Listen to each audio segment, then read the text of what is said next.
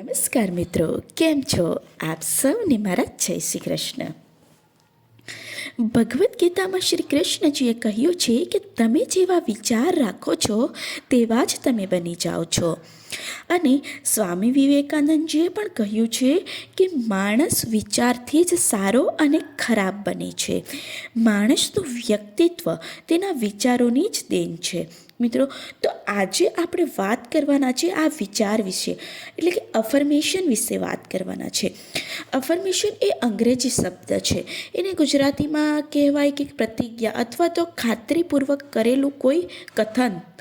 બરાબર, તમે બીકે શિવાની દીદીને સાંભળ્યા જ હશે. એવો ઘણીવાર બોલે છે કે સંકલ્પ સે હી સિદ્ધિ બનતી હૈ. અફર્મેશન એટલે એવી વાતો, એવા શબ્દો હોય છે કે જેને આપણે આપણી લાઈફમાં ડેઇલી રૂટીનમાં આપણા માટે અથવા તો બીજા માટે બોલીએ છીએ. એટલે કે આપણે ખૂબ જ સમજી વિચારીને બોલવું જોઈએ, કારણ કે જે શબ્દ આપણે ફીલ કરીએ છીએ ને એ જ આપણી લાઈફમાં બને છે. તમને યાદ છે, આપણે સ્કૂલમાં જતા હતા ત્યારે ટેબલ શીખ્યા હતા, એટલે કે ઘડિયા શીખ્યા હતા. ખૂબ જ એકદમ એમ ગોખી નાખ્યા હતા. આજે પણ ઊંઘમાંથી ઉઠાડીને કોઈ પૂછે ને કે બેનો ઘડિયો બોલો, તો આપણે અડધી ઊંઘમાં પણ બોલી નાખીએ છીએ.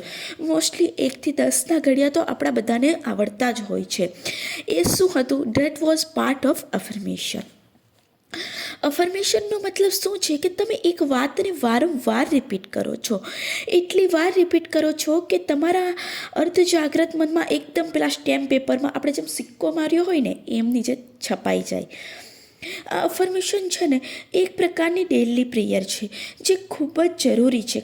કારણ કે આપણી આસપાસ એટલી બધી નેગેટિવિટી છે ને, એટલા બધા નેગેટિવ લોકો છે ને, એને દૂર કરવા માટે આપણે હંમેશા પોઝિટિવ વાતો કરવી જોઈએ અને સકારાત્મક વાતો વારંવાર બોલવી જોઈએ. અમુક સંકલ્પ, અમુક વાત આપણે વારંવાર બોલવી જોઈએ. જેમ કે એક અફર્મેશન આપણે લઈ લઈએ કે મારા મનમાં હંમેશા પોઝિટિવ વિચાર જ આવે છે.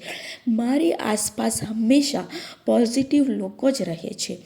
મારા મનમાં હંમેશા પોઝિટિવ વિચાર જ આવે છે અને મારી આજુબાજુ હંમેશા પોઝિટિવ લોકો જ રહે છે. મેં એકદમ શક્તિશાળી આત્મા છું. મેં હંમેશા ખુશ છું. આવા બધા પોઝિટિવ વિચારો, એટલે કે પોઝિટિવ અફર્મેશન આપણે ડેઇલી રૂટીનમાં બોલવાના હોય છે. મિત્રો, તમે ઘણીવાર નોટિસ કર્યું જ હશે કે તમે ગૂગલ પર કે યુટ્યુબ પર જે કંઈ પણ સર્ચ કર્યું હશે એને રિલેટિવ્સ જ બધી એડ કે વિડીયો આવવા લાગે છે. જ્યારે પણ આપણે યુટ્યુબ ઓપન કરીએ તો તેને લગતી એડ આવે છે, તો તમે વારંવાર એને જોવો છો. કારણ કે ક્યારેક તો વચ્ચે વિડીયો ચાલતો હોય ત્યારે પણ એડ આવી જાય છે. બરાબર, તો એ એડ આવે છે. હવે ધારો કે એ એડ એક ઘડિયાળની છે.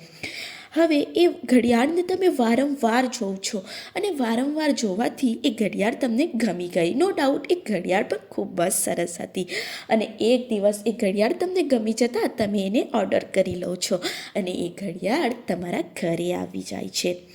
તો હવે તમે વિચારો કે એટલે કે જે વસ્તુને આપણે વારંવાર જોઈએ છીએ, વારંવાર સાંભળીએ છીએ અને વારંવાર વિચારીએ છીએ, તો સમજી લેવ એ વસ્તુ 100% તમારી થઈ જ ગઈ.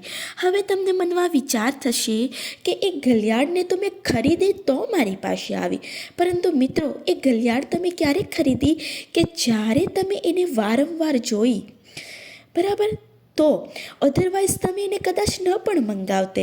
એટલે એવું પણ નથી કે કોઈ પણ વસ્તુ આપણે ખરીદશું ને તો જ મને મળશે. ના મિત્રો, એ યુનિવર્સ એવી સિચ્યુએશન ઊભી કરશે અથવા તો એવી પરિસ્થિતિ બનશે કે વસ્તુ તમારી તરફ પોતાની જાતે જ આવશે. કોઈ તમને ગિફ્ટ પણ કરી શકે એ વસ્તુ, એવું પણ બની શકે. એટલે કોઈ પણ વસ્તુને તમે વારંવાર વિચારશો, વારંવાર જોશો તો એ તમારી લાઈફમાં આવી જ જશે. આ દુનિયા છે ને એ અંદરથી બદલાય છે.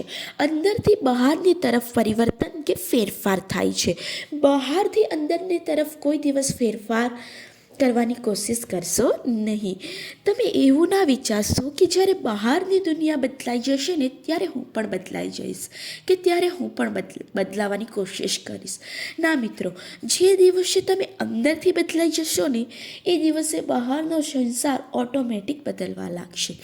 પરિવર્તન અંદરથી જ થાય છે અને એના માટે સૌથી આસાન પદ્ધતિ છે, સૌથી બેસ્ટ રસ્તો છે પોઝિટિવ અફર્મેશન.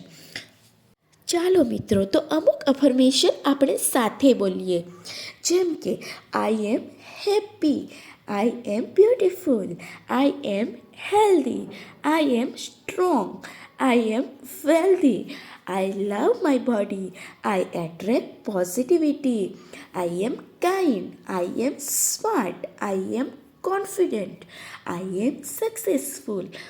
આ રીતે તમે ઘણા બધા અફર્મેશન બોલી શકો છો. તો આજથી સંકલ્પ કરો કે આજથી હું પણ પોઝિટિવ જ વિચારીશ. ધન્યવાદ.